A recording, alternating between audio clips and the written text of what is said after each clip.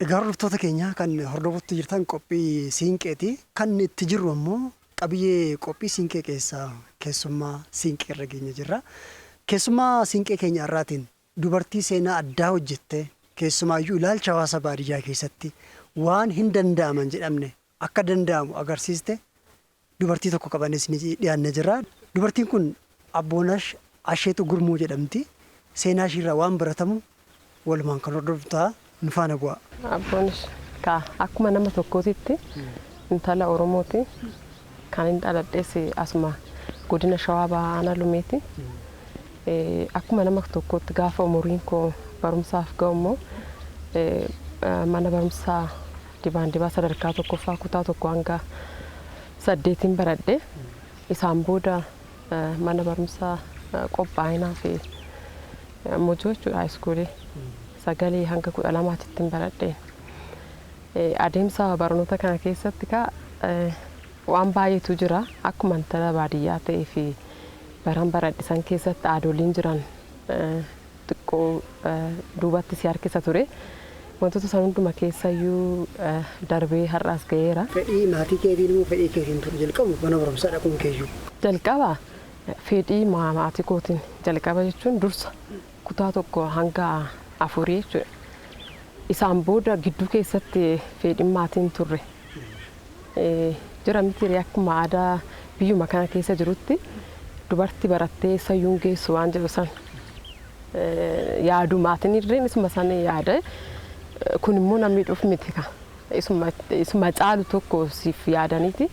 Haa ta'uuti wantichi gaarii yookaan sirrii ta'uu baatus gaafan baradhee bara 1988 kutaa tokkoffaa seene deemee dhufee bara 1991 irratti namni xalayaa wayii fide.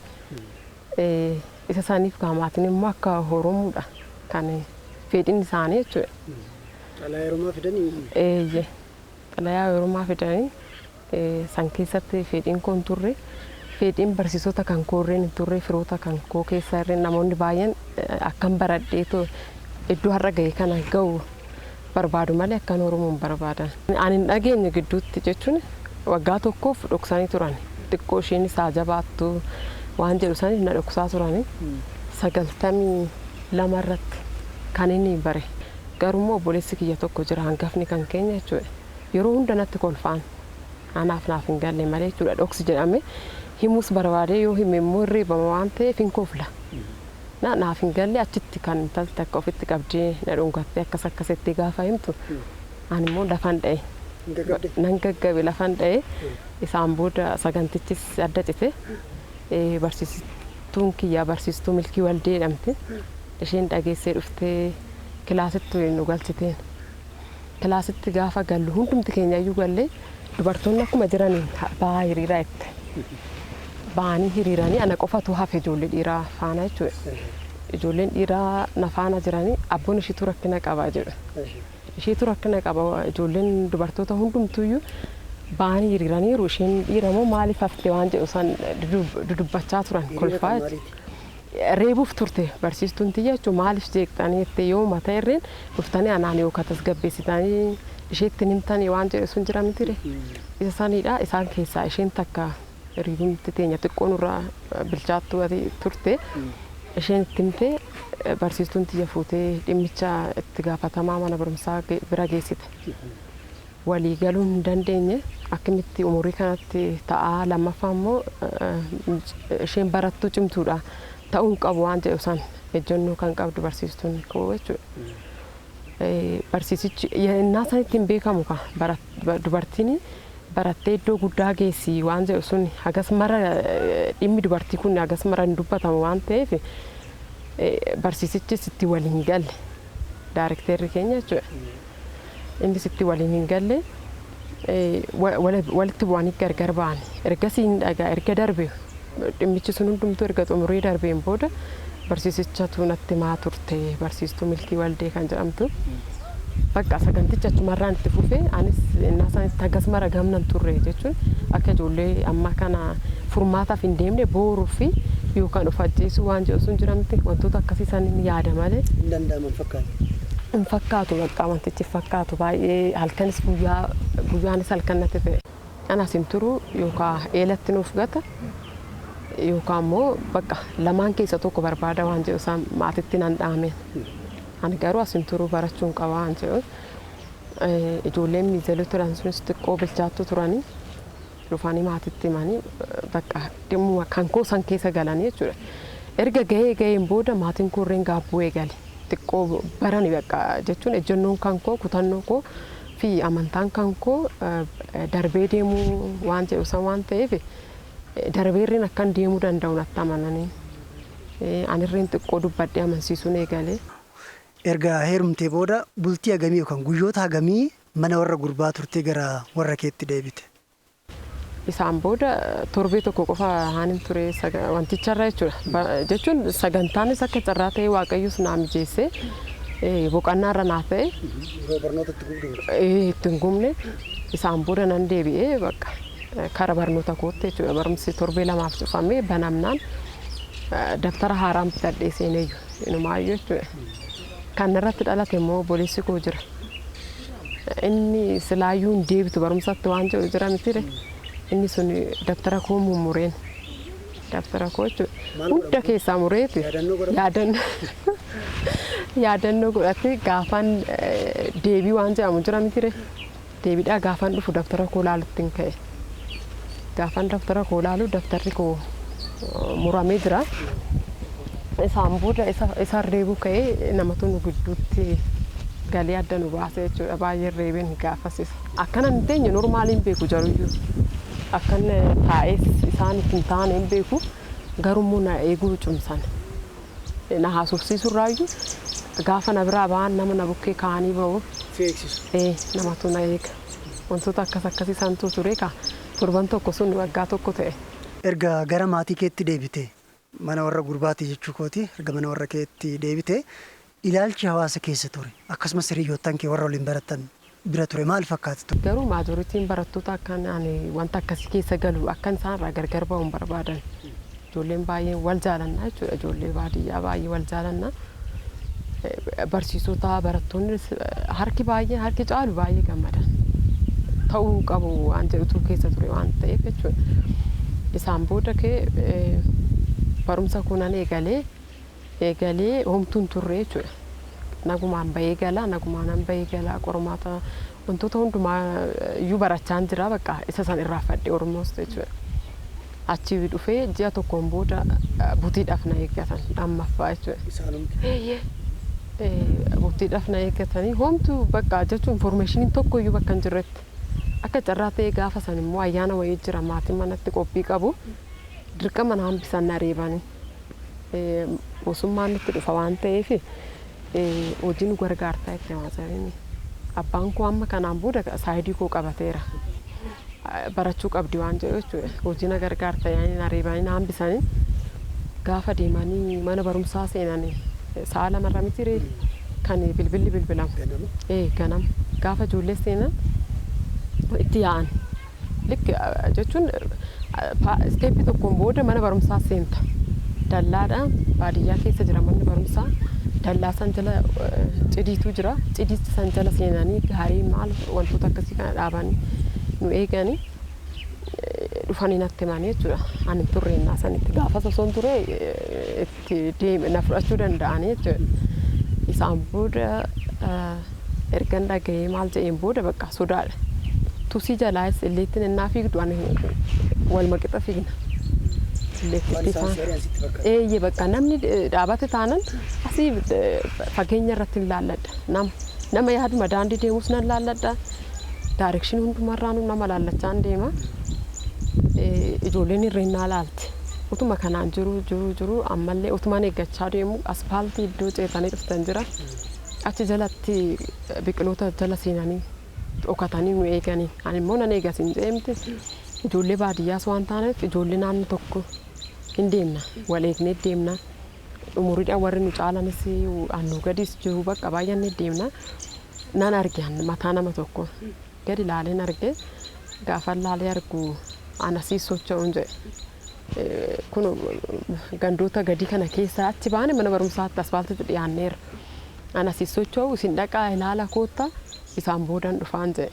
Deemanii achi dhaqaniiti injiruudhaan yeroo sirriitti addan baafan sochoon yaadachiif isaan booda kee yoo gaanuu amma isaan deemedhani micaan adaadaa kiyyaa ijoolleen lamatu jiru obboleewwan lamaan anaaf adaadaa kooti jechuudha asuma inni tokko nu biratti guddate baay'ee fiigee mana kanatti galuuf ture namatu isaan immoo achi fiigu saayikiliidhaan iddoo biraatiin qaxxaamuraaf fiiganii qaqqabuuf ture namni akka carraa ta'e waaqayyo immoo nama naa kaa'ee daandii irratti natti dhufanii achiin innaa deemanii si qaqqabuu danda'u si kutu waan ta'eef kottu jedhanii achumaan oolle guyyaa sana kan galgalaa ture naannoo sa'aatii 5 waan ta'e achuma ooleen galgala dhufanii maatiin na fudhatanii kanaan booda bakka even ganama ta'e gaafaan barumsa koo xumure sa'a 6 irratti hin baana mitire maatiin akka carraa baadiyyaa waan ta'eef iddiriin jira boo'ichi jiraachuu danda'a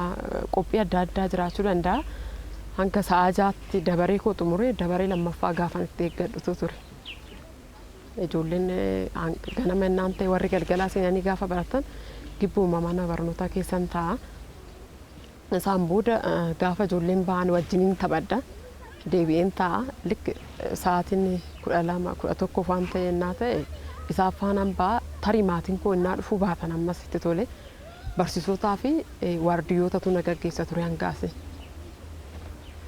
ganda biraati jechuudha kun ganda tokko ganda biraati hangaasii barsiisota kan koo waardiyyoota ijoollee maal walitti ta'anii na gaggeessan simisteera tokko akkasitti hin xumure kutaa 5ffaa jechuudha. Yeroo sanatti umurii gamii ta'uu dandeessa averejjiidhaan naannoo waggaa 13 akkas hin ta'a 13 iyyuu guutu garuu akkasuma isuma san iyyuu osoo ta'e 13 hin taa'ee qabachuu dandeenya. Fedhiin koos jira ani barachuudha hundumtuu na hubachaa dhufe jechuudha uummanni naannoo ollaa firoon hiriyoon hundumtuuyyuu dursaayyuu sirrii miti waan jedhu sanidha. Isaan booda kee barsiisonni kan koollee na deeggara turan na deeggaru baay'isanii itti gaafatamaa mana barumsaati ammas mucicha isa waamee maal akka jedheen hin beeku amansiise guyyaa sana eegalanii na eeganii hin beekan guyyaa sana irratti xumuraan bakka innuyyuu ji'a eebla xumurree gara caamsatti olmus barumsarreen xumuraa turre erga barsiisaan kiyya sun waamee itti himeen booda inni dhaabaan isaanillee bakka isaan booda firii ta'e kara kutaa 6ffaa darbee wanti gamanaan na harkisu asiif achi na buutuun turre ittuu cimaan dhufe jechuudha barumsa kan kootti abdiin koorreen ittuma cimaa itti cimaa dhufe barsiisonni koos na deeggaru anis iddoon duraan ture irraa baay'een fooyyesse barumsa kan koo agas mara isaa kanaan booda qormaan namuuf lateen jiru 1999 qormaata biyyoolessaa fudhee qabdiin koo immoo Yunivarsitii na galcha ture gaariidha gara Yunivarsitii Haramayaa barumsa digirii tokkoffaaf illee qonnaan jechuudha.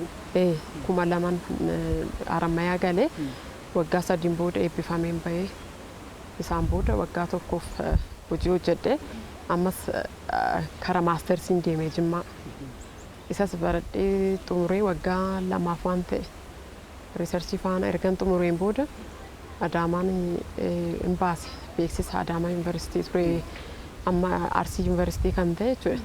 Adaamaan erga baase deemeen dorgomee nan darbee achiin barsiisaa jira. Arsii Yunivarsitiin barsiisaa jira. Waggaa 2 waan ta'e ergan barsiiseen booda barumsa digirii 3ffaa kennanii amma Jimma barsiisaan jira jechuudha. Abboonash isa kana fakkaatti. Bammanaa kee durii sun jechuudha. Yoo si argu maal jedha? Ati osoo agarte maal jettaan? Kan maal gorsuus dandeessa ta'a? Innis yoo si arge maal jedha ta'a? Wal argartanii beektusi? Even inni kun ta'uun isaa naan gaddisiisu anaaf har'a ga'u kootiif galtee yookaan inpuutiin naaf ta'e waan ta'eef wanti na gaddisiisu tokko iyyuu hin jiru. Otoon arge garuu akkasuma wal arginees hin beeknu wanta dhagayees hin beeku duraan kaa. Maal jedha sitti fakkaata ammoo osoo si argu maal jedha sitti?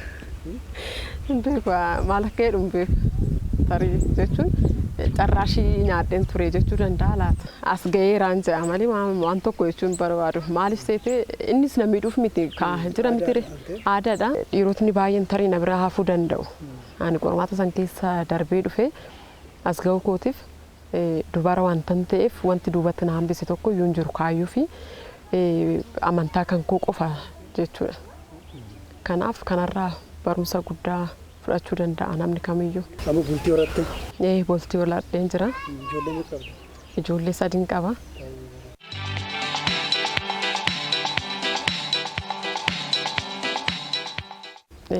Amma kaasindee digirii 3ffaan barachaa jira waggaa 2ffaa koo jee waaqayyo na gargaare waggaa 2 boodatti riisarchii koo xumuree nan xumura yaada jira.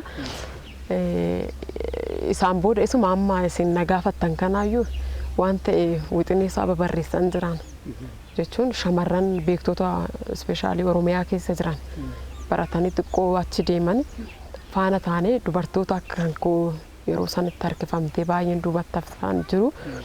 Otuma barumsa irreen barbaadanuu mana isaaniitti kan maatii faana yookaan wantoota garaagaraa keessa galan jiru mitire warroota akkasiisan gargaaruudhaaf waldaa ta'e uumnee jechuudha nama faana ijoollee faana waldaa ta'e uumnee Oromiyaa keessas yoo nuuf milkaa'e immoo darbee akka biyyattiitti tirree dubartoota jira leenjii gaggabaaboo short term training wantoota akkasii jiru gorsaanis ennaa ta'e gama barnootaatiin gama jiruuf jireenya isaanii akkamitti fooyyessuu akka danda'an biizineesii keessarreen akkaataa isaan itti galanii wantoota isaanii socheeffachuu danda'an wanta akkasii san irratti waldaa tokko nan uumaa jedhee yaada for sure.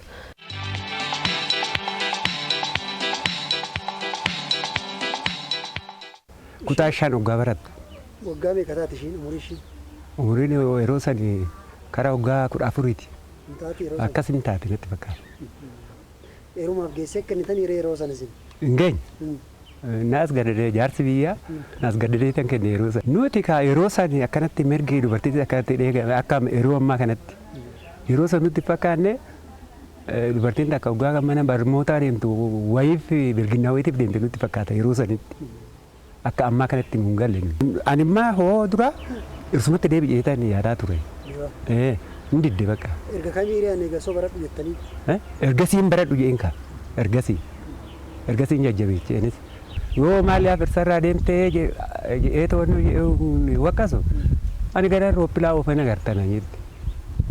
Dubartiin akkamitti roopilaa ooftiin jedhan roopilaan oofanaa jetti. Erga maal laamtu?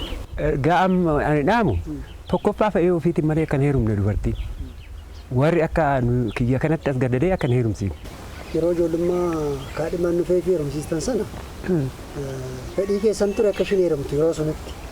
Ani baay'een gadde abbumatu gidduma firri mul'an illee gaddee daa'ima ammatanaa maaliif kennitanii maaliif daa'ima tana fakkaattu daa'ima akkanaa maaliif kennitan jedhanii baay'ee tokko firri mul'an lole.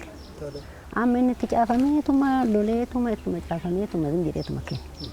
Erga inni aduu mucayyoon tuni amata 2 teecha xamma 3 qaadimatanii teechisaniituma mucayyoon erga aduu kadhatamteeti yoo isaan dhufanii dadhaa dibanii dadhaa san ofirraa dugugdee biyyee ofirratti dibdee harratteet biyyee ofirraa xaraddeen harratteet kaatee mataa dhiqatti. Yoo nu immoo warra jaarsaa san geechuudhaaf waggaa kaane immoo giddii uleedhaan dhaqxe warra jaarsaa dhufanii itti dhaqe waggaa jedhaniin uleedhaan giddiidhaan kaatee dhaqxe. Ani daa'ima toomaan yaalaa saqqaqxaa ani tanaa ani waggaa taatee moota kana yaalaa baddalamtee tan ishii irratti argadde. Nassassataa oduu sassatuu daa'ima toomaa akkana yaalaa gootaa jedhan isaan wallolaa jirra abbaadhaan. Inni wallollaa oduma akkanuma innuu sa'aatii songee heerumte. Torbani toggaa galu biddeena dibde. Ganaa heeruma sanii yoo torbanitti galu biddeena dibdee bakka amcoon toon yaalaa duuti malee namas naan taatu maalan godhetan anis akkasumatti wajjin goge. Akkasumatti wajjin hin goge amma qanii songee heerumte erga aduu heerumteeti qabaadhaan teechi achi. Horus iftaanis hin badumaa fannootti. Egaa hordoftoota keenya seenaa Abboonash Isheetuu irraa waan hedduu akka barattan abdiin qaba. Dhugaatti seenaa addaati. Egaa qabatamaa baadiyyaa biyya keenya keessatti shamarreen tokko erga heerumtee booda mana warra itti heerumteetii deebitee barnootatti deebitee sadarkaa PhD yookaan immoo digirii 3ffaarra ni geessi jettanii namoonni eegdan baay'ee xiqqaa ta'uu danda'ama. Seenaa addaa akka kanaas hojjechuun akka danda'amu seenaa Abboonashiin irraa barachuun waan danda'amudha. Torban qabiyyee siinqee keenya keessummaa siinqee keessumaa biroo qabanis ni deebina. Kanarraaf jennee kanumaan goolabna ulfaadha.